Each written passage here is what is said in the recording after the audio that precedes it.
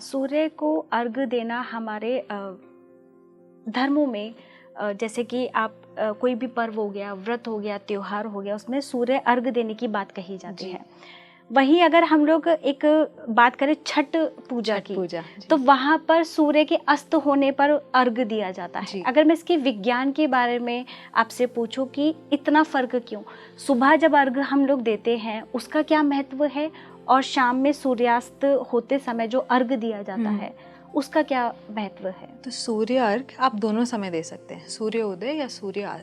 इसमें ये छठ का जो किया जाता है उसका क्या महत्व, मतलब तो जो छठ पूजा होती है ना, वो अगेन सेम प्रोसेस है सूर्य अर्घ का, जहाँ पर हम पूरी प्रक्रिया कर रहे हैं वो सिमिलर चीज़ है जो हम एवरीडे सूर्य अर्घ कर रहे हैं। मतलब छठ पूजा का इतना मुझे एक्चुअल नॉलेज नहीं है कि हम प्रैक्टिस नहीं करते हैं, बट छठ पूजा में जो मेन चीज़ जो वो लोग करते हैं सूर्यास्त या सूर्य उदय के समय, क्योंकि उस समय जो सूर्य की ऊर्जा है ना, जब आप सूर्य अर्घ दे रहे हैं तो सूर्य जो है ना वो अपनी लालिम, कैसे बोलते हैं ना, ऑरेंज कलर हार्श नहीं होना चाहिए आंखों के लिए, तो वो 2 समय पे होता है, सूर्योदय और सूर्यास्त के समय। तो जब आप सूर्य अर्घ दे रहे हैं ये आपकी हेल्थ के लिए बहुत बेनिफिशियल होता है। आप देखेंगे ना जितने रिचुअल्स हैं वो कहीं ना कहीं हमारे physical health, mental health, spiritual health, holistic health अगर हम बात करें तो सब पे काम कर रहे हैं। तो जब हम सूर्य अर्घ दे रहे हैं, आप जब छठ पूजा में करते हैं वो क्या करते हैं, वो पानी में खड़े होते हैं। हाँ, बिल्कुल। पानी में खड़े होकर के फिर वो सूर्य अर्घ देते हैं। तो पानी में खड़ा होना, आपका शरीर जो है सूर्य अर्घ देने से पहले हमें बोला जाता है नहा करके दें, स्नान करके दें, तो शरीर के जो स्किन के पोर्स होते हैं ना वो खुल जाते हैं, जो तो कि उस एनर्जी को एब्जॉर्ब कर सके, अच्छे से उस एनर्जी को ले सके। साइंस में बोलते हैं विटामिन डी एब्जॉर्प्शन ले सके, पर वो एनर्जी को आप ले रहे हो। फिर सूर्य जब आप सूर्य अर्घ दे रहे हैं तो पानी जो है वो एक धारा में बहना चाहिए, ऐसे टुकड़ों में नहीं बहना चाहिए, बट कंटिन्यू एक धारा होनी चाहिए। उस धारा के थ्रू आप सूर्य को देखते हो। अच्छा, तभी तो ऊपर से लेके ऐसे दिया जाता है। तो अपने हाथों को सर के ऊपर लिया जाता है और फिर उस धारा में से सूर्य को देखा धारा से हम सूर्य को देखते हैं। तो वो एक फिल्ट्रेशन होती है आँख पे, डायरेक्ट नहीं आएगी सनलाइट, और वो सन की जो रेज है वो वाटर से होते हुए आपकी आंखों पे आ रही है, आपके पूरे शरीर पे आ रही है। तो आंखों की ऊर्जा के लिए बहुत हेल्पफुल है। शरीर पे जब वो आ रही है, अपने वो साइंस में मेरे को याद नहीं आ रहा एक टर्म है, स्पेक्ट्रम सुना है ना, प्रिज्म वाला एक होता था जहाँ पे वाइट लाइट आ रही है और फिर वो 7 कलर्स में स्प्लिट हो रही है। तो सूर्य से वाइट लाइट आ रही है, वो 7 कलर्स में स्प्लिट हो रही है, जो हमारी आंखों पे पड़ती है। तो नेचर के और में एक ट्रीटमेंट है कलर थेरेपी। वहाँ पे ना वो ग्लास के बॉटल को, अलग अलग कलर्स के बॉटल को सूर्य और चंद्रमा की किरणों के नीचे रखते हैं, फिर उस वाटर को पिलाया जाता है एज अ थेरेपी। यहाँ डायरेक्टली हो रहा है, तो हमें पता भी नहीं चल रहा है, बट बहुत सारे हीलिंग प्रोसेस हो रहे हैं, कलर थेरेपी हो रहा है, आंखों के लिए अच्छा हो रहा है। फिर हम मंत्रों का उच्चारण करते हैं, तो वो मंत्रों, और छठ में तो वो फास्टिंग करते हैं, तो क्लीनिंग भी हो रही है। राइट। तो ये दिवाली के टाइम पे ना ऐसा माना जाता है कि हम बहुत, क्योंकि दिवाली के टाइम हम मिठाइयाँ खा रहे हैं, बहुत एंजॉय कर रहे हैं, तो उसके बाद क्योंकि वेदर चेंज हो रहा है तो शरीर की क्लेंजिंग की ज़रूरत है। राइट। तो वो उसके बाद वन ऑफ द रीजन माना जाता है कि क्योंकि उसके बाद जो आप क्लीनिंग कर रहे हो वो थ्रू छठ पूजा आप कर रहे हो। ओके। तो बहुत ब्यूटीफुल साइंस है हमारे हर एक फेस्टिवल्स का, हर एक त्योहार का। छोटे से छोटे त्योहार अगर आप देखोगे, नॉर्थ में अलग अलग त्योहार है। जैसे अभी शीतला माता की पूजा हुई थी, जो दिल्ली साइड पे बहुत लोग करते हैं, जिसको हम बासोड़ा बोलते हैं, जहाँ पे एक दिन पहले किया जाता है, उसमें अलग अलग देवी को पूजते हैं। तो वहाँ पे अगेन फास्टिंग होती है। इधर अगर आप छठ पूजा देखेंगे तो यूपी बिहार में बहुत ज़्यादा होता है। क्लाइमेट चेंज के हिसाब से भी अलग अलग जगह पे अलग अलग चीज़ें की जाती हैं, अलग अलग नाम से। डेज ऑलमोस्ट आगे पीछे होते हैं, क्योंकि वो कहीं ना कहीं क्लाइमेट के साथ, नेचर के साथ, शरीर भी तो चेंज हो रहा है। बिल्कुल। तो हमारा शरीर नेचर के साथ एडजस्ट कर सके और कोई बीमारी ना हो और नेक्स्ट सीजन के लिए प्रिपेयर हो सके। तो ये बहुत ब्यूटीफुल साइंस है जो हम शायद से कहीं भूल गए हैं। लोग बोलते हैं साइंस को क्यों समझना है, चुपचाप रिचुअल करो। आपको समझना ज़रूरी है, क्योंकि जब आप समझ के करोगे ना उसका इम्पैक्ट अलग ही होता है।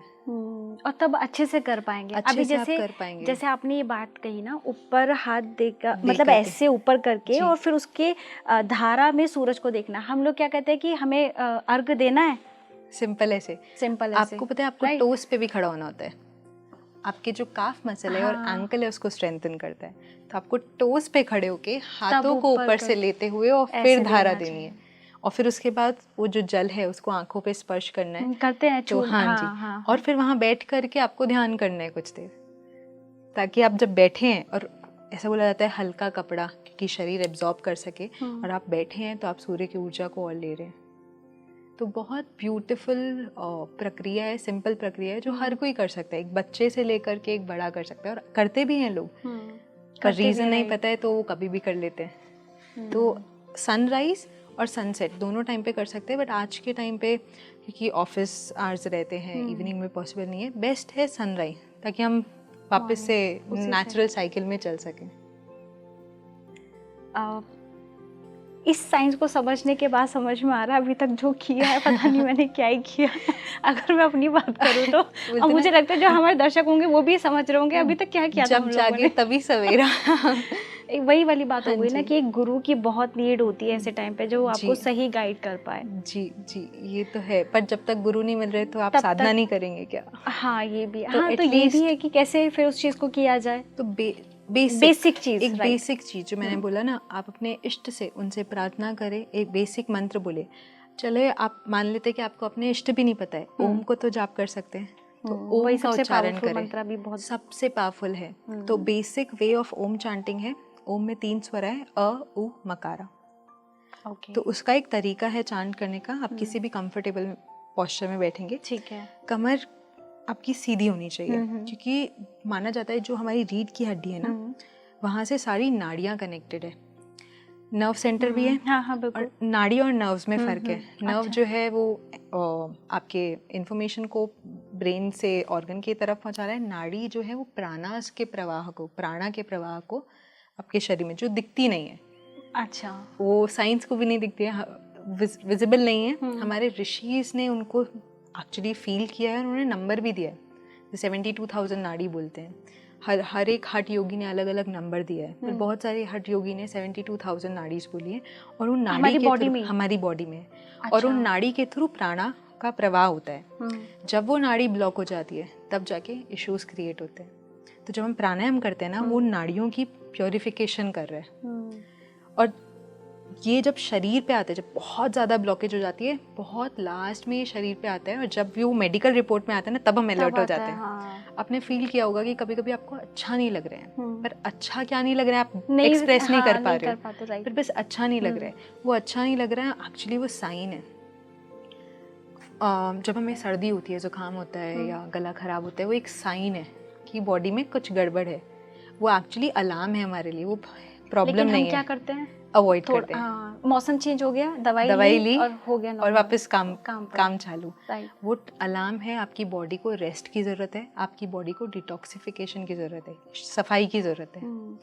तो अगर हम उस चीज़ को समझ जाएंगे तो हम ऑटोमेटिकली हम अलाइन हो सकते हैं नेचर के साथ। तो ये बहुत ज़रूरी है कि आप उन अलार्म्स को समझें, और उस अलार्म्स के थ्रू आप अपनी बॉडी को हीलिंग, अपनी बॉडी को रेस्ट देते हुए काम करें। तो वापस से मैं एक चीज़ बोलूँगी, बेसिक आप ओम को चांट करेंगे, अ उ मकारा, उसका रेशियो है 1:1:2। तो जब आप अ चांट करें, मान लीजिए कि आप 2 सेकेंड अ चांट करें, तो 2 सेकेंड ही ऊ चांट करेंगे, 4 सेकेंड मकारा चांट करेंगे।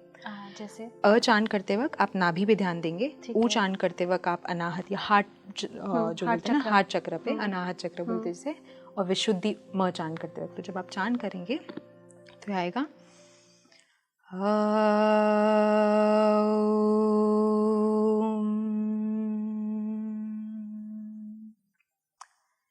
तो जब आप चांट कर रहे हैं, अकारा उकारा सेम साउंड में आएगा, सेम टोन पे आएगा, बट जब मकारा चांट कर रहे हैं तो आप सॉफ्ट हो जाएंगे।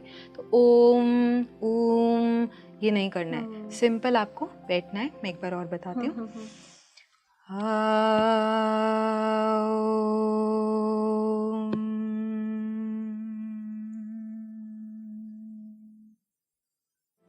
आप इसको सिर्फ 11 टाइम्स भी करेंगे ना, आपको सिर्फ एक बार करने से आपको एकदम कनेक्ट हो जाता है। यहाँ का भी जैसे आपने क्या था, ऐसा लग रहा है मेरे अंदर आप इसको सिर्फ 5 मिनट करो, आपको कुछ नहीं करना है। अगर आपको कुछ नहीं पता है, 5 मिनट ये ओम उच्चारण करो, अब you will see the difference. आपको फील होगा, आपको महसूस होगा, और वो डिफरेंस आपको अपने अंदर और अपने सराउंडिंग में भी होगा।